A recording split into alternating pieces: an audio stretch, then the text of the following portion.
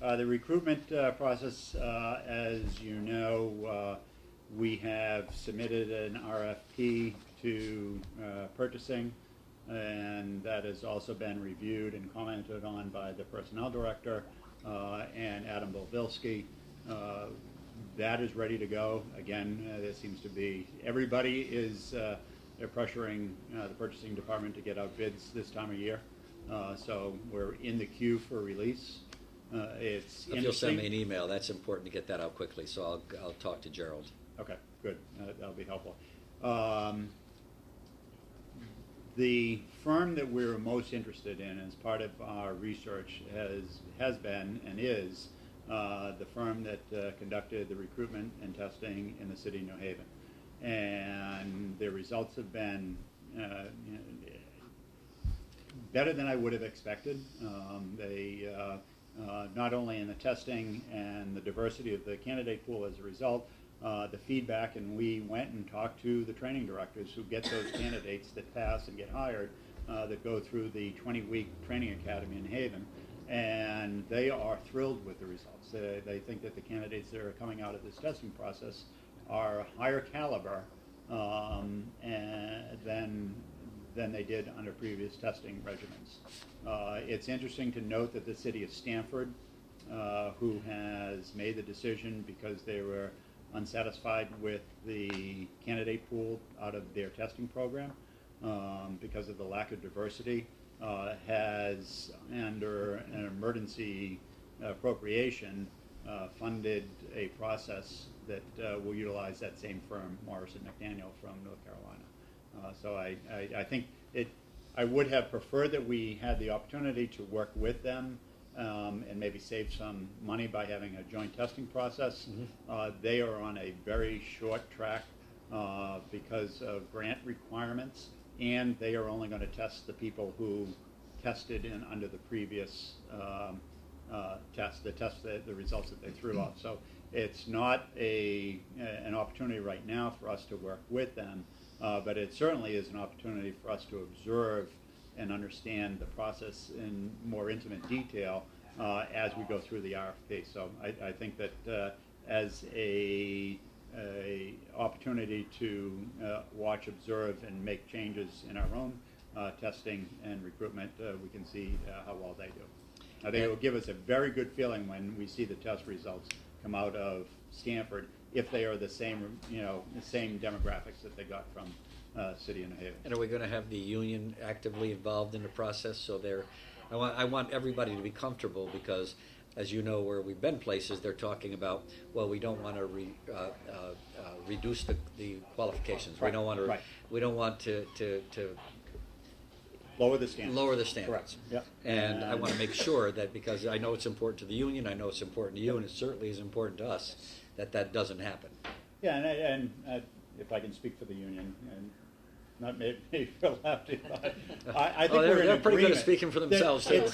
It's important for everybody, especially the firefighters that are coming to work every day and relying on their own safety from the person who sits next to them in the jump seat on the fire truck that's crawling into a smoky building, that is caring for someone who's having a heart attack. My job is really dependent on my partner. And I don't think that there is any type of profession other than police department where that relationship is so close and interdependent. So I think that we're in agreement that this has to maintain the standards. The testing protocol may be different, but the outcome will not lower the standards by which we hire. Yeah, and the protocol, I think, that people have relied on traditionally has not been perfect. And there is no perfect process, right. But you don't have to normally say, okay, like I've said before, somebody gets a 90 on a test, they're not necessarily going to be a better firefighter than somebody gets an 86. That's just the way it is. So. And every test produces some really great firefighters and some that maybe not so great.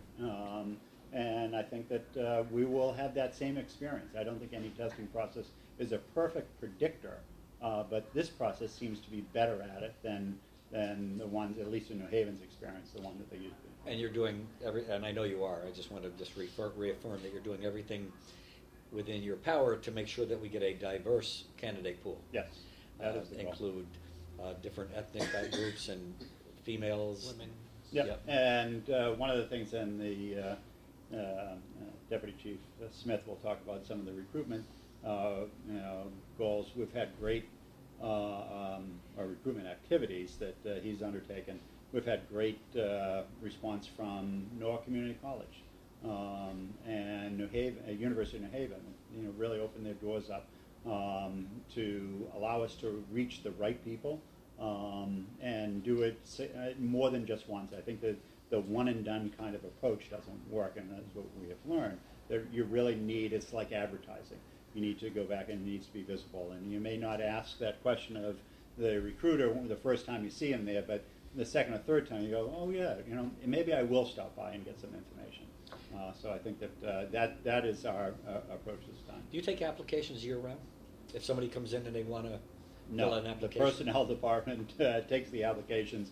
But what we have done, and it's on the brochure, and I'll run and get one for each of you who don't have it, that there is an alert in the city's website. So if you go onto the fire department page of the city website, you can sign up for an alert that when we post information or change the information about the recruitment process, you'll get an email.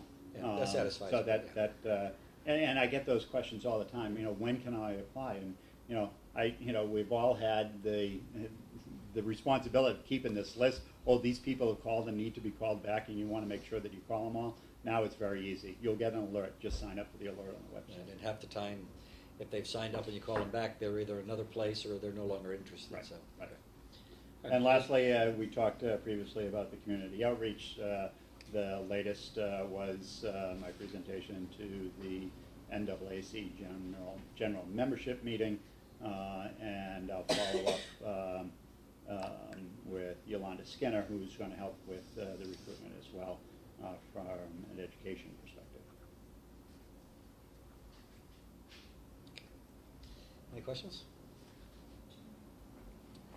Is it possible to have another go around trying to get the firefighters to help us in this endeavor to bring in more? I know we have a couple of Hispanics in the force and African Americans, but I'm not sure that you doing it alone without their help is going to help us reach the community. Mm-hmm. I think it would be Let's good if follow we up on could give that. them I'm not sure if Lefty has any comments on it, but it'd be great if you could help us out to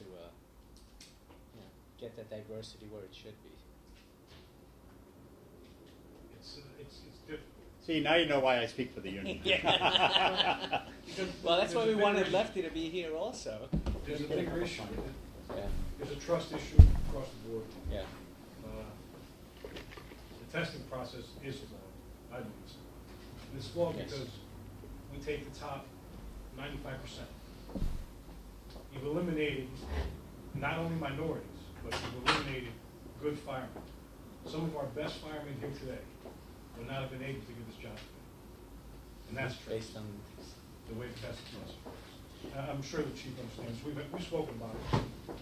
So I think if we change the testing process, you're not lowering the standards at all. Right. You will see minorities get on and are better firemen. Because right now they're going up against professional testing. Right. And it's very difficult.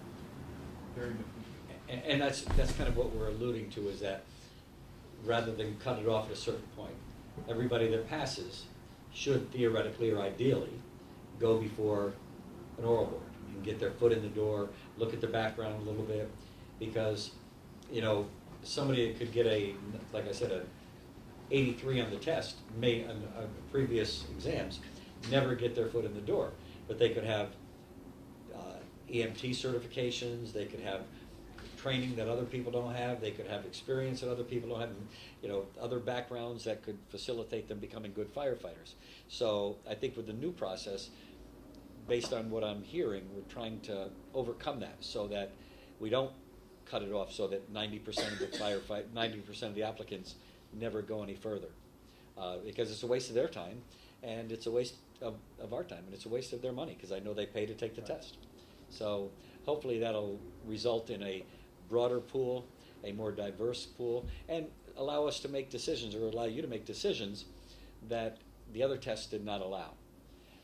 We did that with the police department. We stopped. We just started interviewing groups of 50, and worked through it so that we could make a decision not based simply on the written test. That's a very, very poor indicator or a poor predictor of what a good firefighter can be. And you know people probably that they would make great firefighters just based on your experience, and they never get any further than, they got an 83 on the test, they're not going to get any further. So, And I think to the Commissioner's point, was a broad cross-section of department that is involved in the recruitment. And yes, I think Yeah. that is something that we need to revisit, and once the RFP is out there and we have dates set, we need to have a very aggressive recruitment campaign that includes a very diverse group of recruiters from the department. And if you want to take us out to I'm speaking Right. for myself, to get us to the different fire stations, to talk to the men there about the importance of their help in helping us to reach that diversity Right. level, because to me that's personally important, and I know to our community it's the same thing. Everyone is asking that we need more diversity in the fire department Right. as well as in the police department. Okay, very good.